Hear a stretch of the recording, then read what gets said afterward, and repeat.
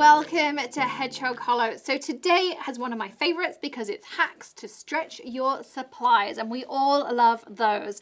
And I actually had quite a few of those recently and some more on the way. So be sure that you've hit subscribe and rung the bell. Plus every Sunday I try to go live and share with you some experiments I'm doing in the craft room and add in a few storage tips, and you won't want to miss those. But today I want to show you this stencil. It's an Altenew stencil.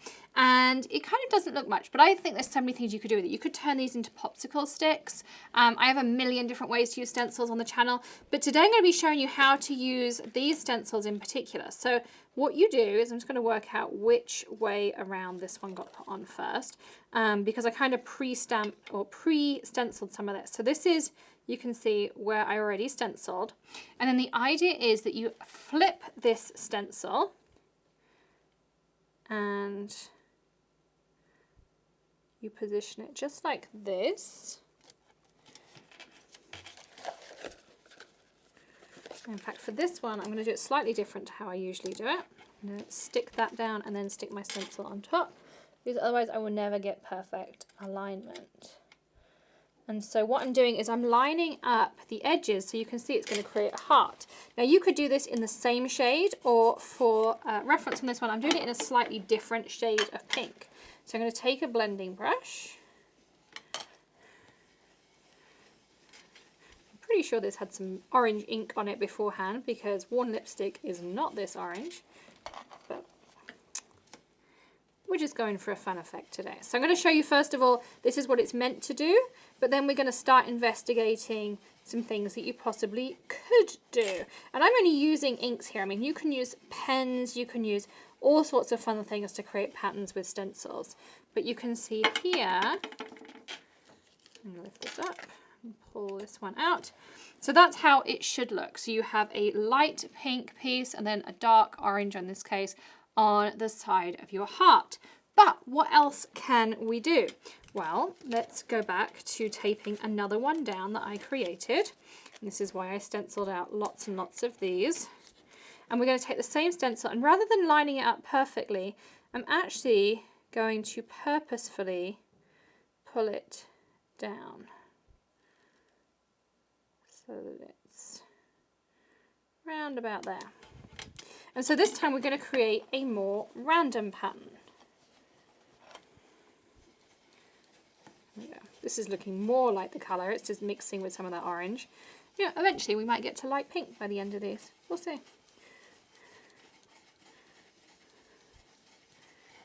So for this one, we're just going to create a fun background piece. And of course you could do rainbows, all sorts of things, but you see now you've got all of these fun pieces on it. So they're not the hearts that you kind of intended, but it looks more like a basket weave. So you could add some fun texture in that way. You can do the same thing, but turn your piece of cardstock. So rather than having it in the same orientation that you initially stenciled, you could turn it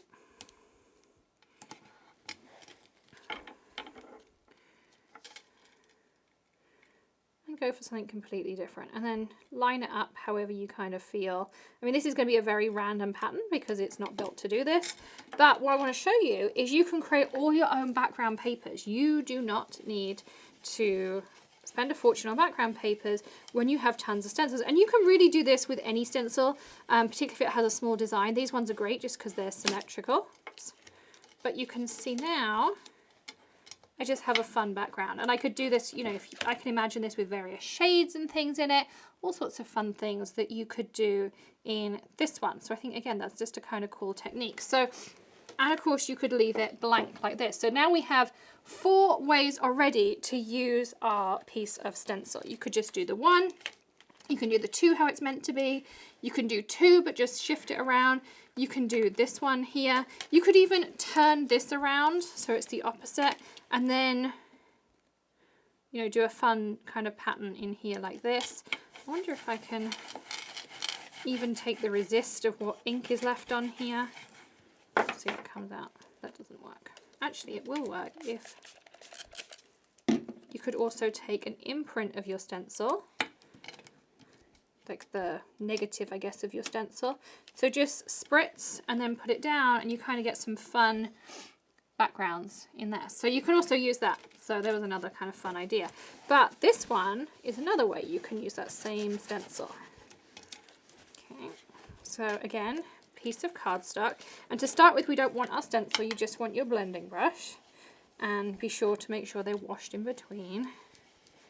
But what I'm going to do is I'm just going to cover this piece of cardstock in some worn lipstick. And I like working with blending brushes. If you watch my channel, you'll know that blending brushes are my favorite. Any of this style, really, I love them. And I did do a whole video on comparing these to the Crafty branded ones and comparing the different kind of off-brand ones on Amazon. So you can go check those out too. We do lots of product reviews because I would rather spend my crafty budget than yours so that you can save yours for the things that are really worth buying. So I'm just going to take this piece of tape and that's where I'm going to put my finger.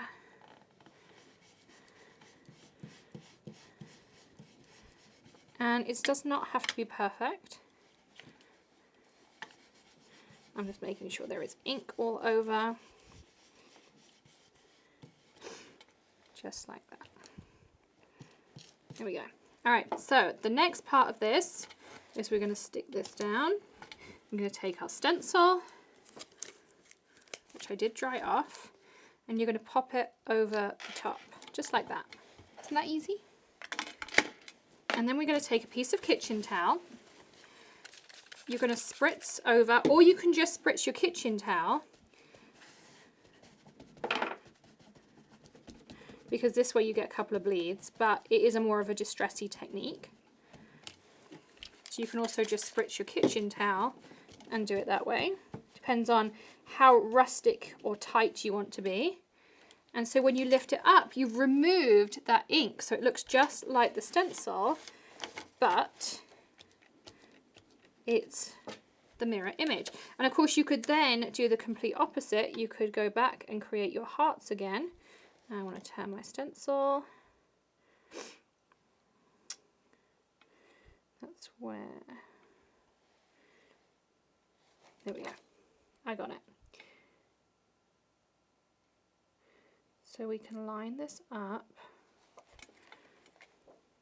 She says, and she can't work it out. All right, so let's start again. So I go back to where I stenciled. That's not how we stenciled. Because what the one thing to remember on these, and this is where I'm going to share a tip with you, is, there we go, is what you want to do is flip it completely. So if this is how I stenciled, you flip it and now it's in the right place. So always go back to wherever you started if you get yourself in a pickle like I just did.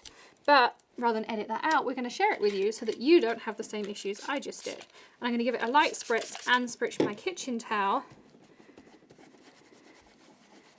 And now I'm going to go over this. And again, you can do light or heavy. You can pat, you can do a gentle rub, you can do all sorts of fun things. And now I've made the same pattern again. So, you know, you can do all sorts of different fun things. You can even turn this. At this one, you see how with the water, it's kind of turned into a chevron effect. So again, there's another way to use it. So there is 6 ways to use one stencil to give you completely different effects. And that's something you can use across all of your stencils. And I am all about stretching supplies. You'll find there's lots of those kinds of videos here. So as I mentioned, be sure you've hit subscribe, rung the bell, thumbs up, coupons, and everything I used in the description below. Plus, of course, do give us a thumbs up if you enjoyed today's hacks, because we would love to share more with you, and that really does help us. So thanks for joining me today. I'll see you tomorrow, another tip, trick, tutorial, or maybe something a little bit different, who knows, but I can't wait to see what that's going to be. And of course, have a crafty day today, and I'll see you tomorrow. Happy crafting. Bye.